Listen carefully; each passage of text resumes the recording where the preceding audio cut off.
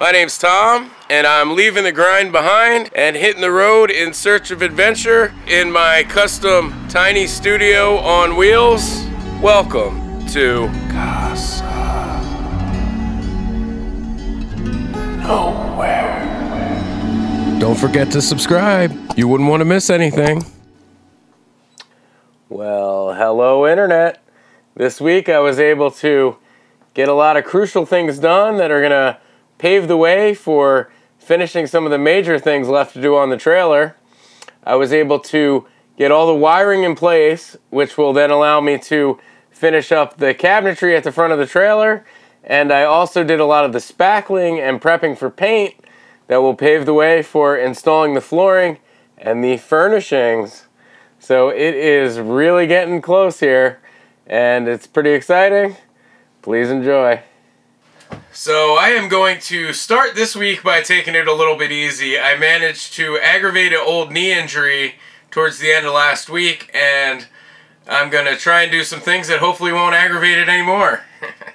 Which is going to entail doing some wiring, some additional lighting, and things like that. Maybe putting up some of these odds and ends pieces of plywood.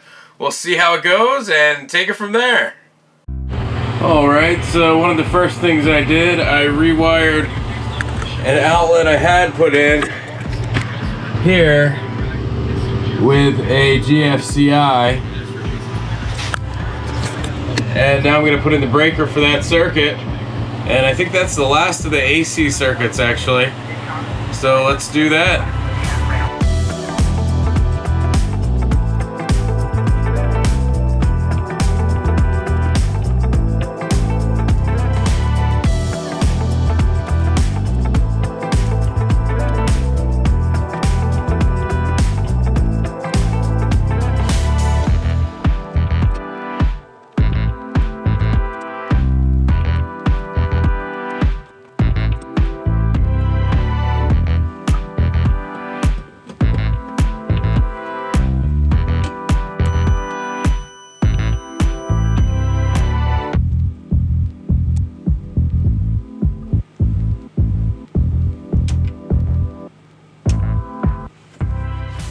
Oh my god, that was pretty brutal. I had to kill the power, so I had to open the door for some light, which let all the AC out.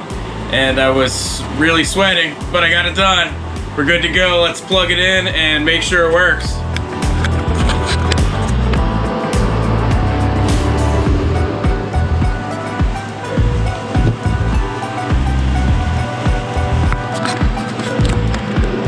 It sure does.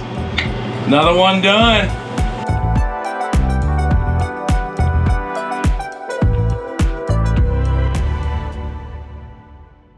Once that outlet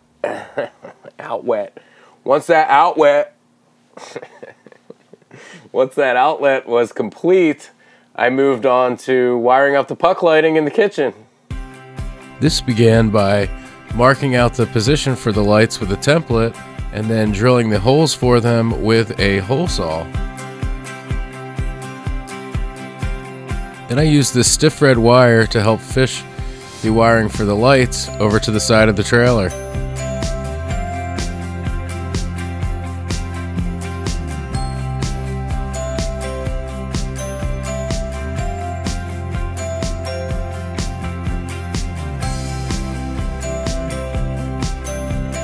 With that complete, I ran a wire from the lights over to where the switch will be,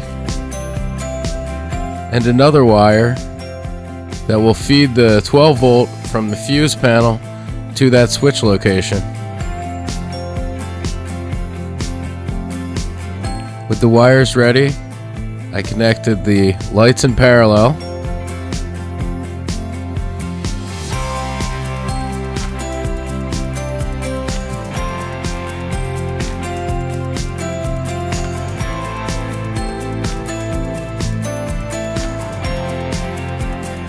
Tied the feed wire into the fuse panel,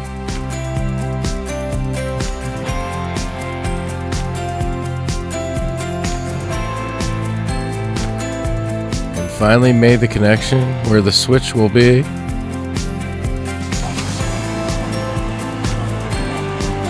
And voila.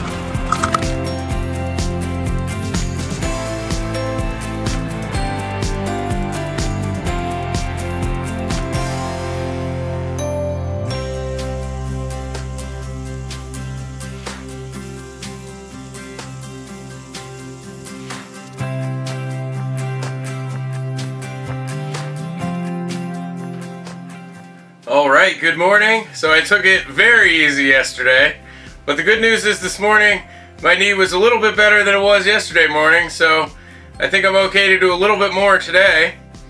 The one thing you can see I did get done is I got these lights in over the kitchen, and I'm gonna put the lights in over top of the bed right now.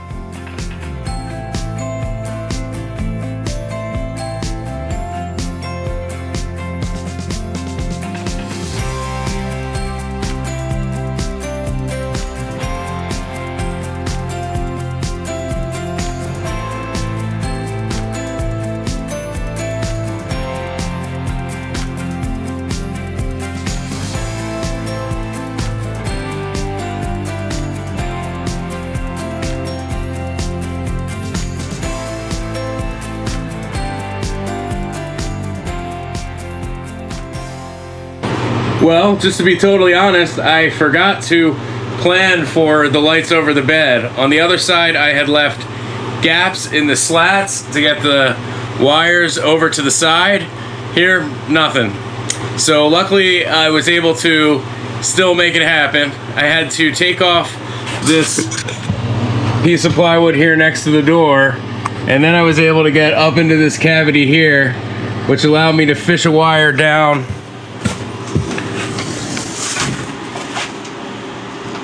here. This will actually come out the other side of the wall, but for now I have everything coming out here until I put the boxes in for them on the other side of the wall. So then once I had that wire there, I was able to drill through up here and into this crack here, and I had just enough space to get a fish over with that wire. This wire that comes from the other light, that was pretty standard. Be nice if it had been just a touch longer, but that'll work. So now I can go ahead and wire them up and get some light back here.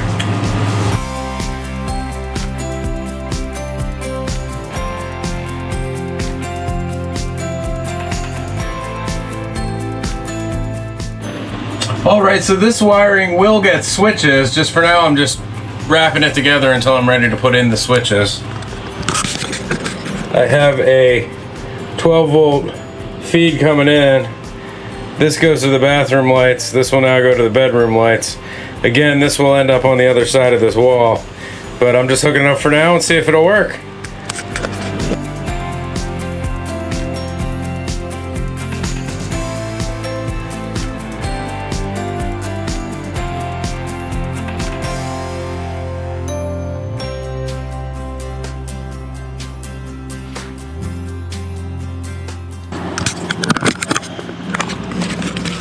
All right, let's see what we got. Oh yeah, let there be light. All right, so I believe I have all the wiring that needs to be done at this point done. And unfortunately, that means that I can move on to doing some spackling and some painting. Those are things I think I can do without hurting my knee. But obviously, nobody likes spackling or painting, so yay!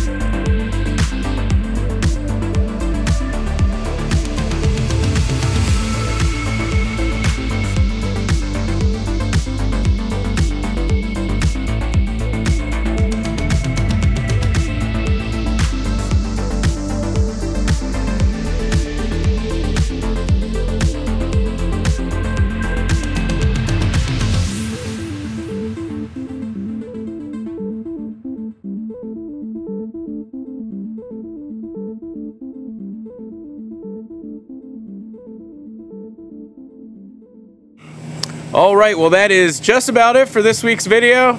We'll give you a little quick walkthrough on what I did. I did a second coat of spackle, sanded everything down, and had my texture on there, so it should be ready for paint. Wasn't great YouTube, so I spare you watching me sand it down. So it is a mess, and it's rather dusty, but you see I have all my patches sanded out, and this looks like it should be good. This part here, that was a smooth piece of wood that I textured the whole thing. And then here, just more patches sanded out. This is more of my texturing like I did in the bathroom. I do think, from learning from the bathroom, this side will look even better when it's painted.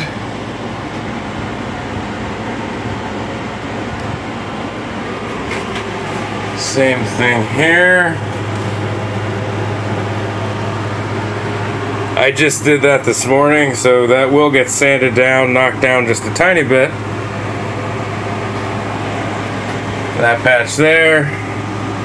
And of course, this wall here that had quite a bit.